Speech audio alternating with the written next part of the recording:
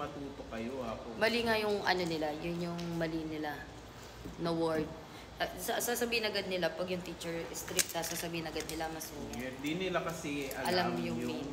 Hindi nila alam yung difference ng masungit and stricto. Titindihin mo na lang, bata ulit eh.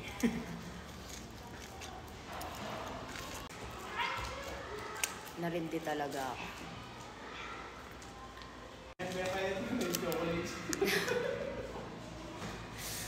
Ako na kaya, bago sila magbasa, binigyan ko na ng chocolate. Minsan talaga nakakapagod. Hindi mawawala yan. Yeah, habang pasensya. Ay, ganun kailangan. Nga yung akin, tignan mo. Sa tingin mo, may oras ako para magpabasa. Eh, syempre, oras ko pa lang sa 45 minutes, magtuturo ka na ng lesson.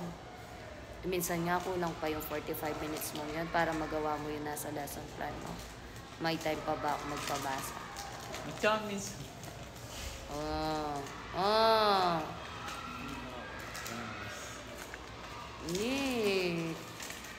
Kahit ko lang rin eh. Expired na lang. Kami ako nakarenganak rin. Uy, buds, huwag ka nang kukuha.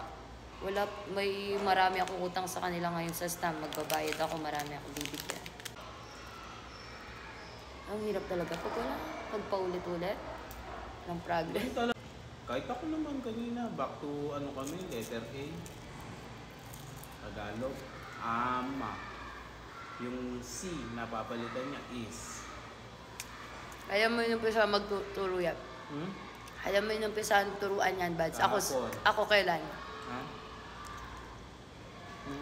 1987 ba sa'yo?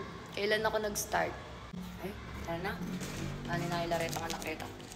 Ay, wapin. Mayalala ko. Yung mga bata kasi, hindi ko rin sila pwede papag-stay ng matagal kasi yung lunch nila. Kahit ikaw naman matanda, nagugutom kayo. Bata pa kayo.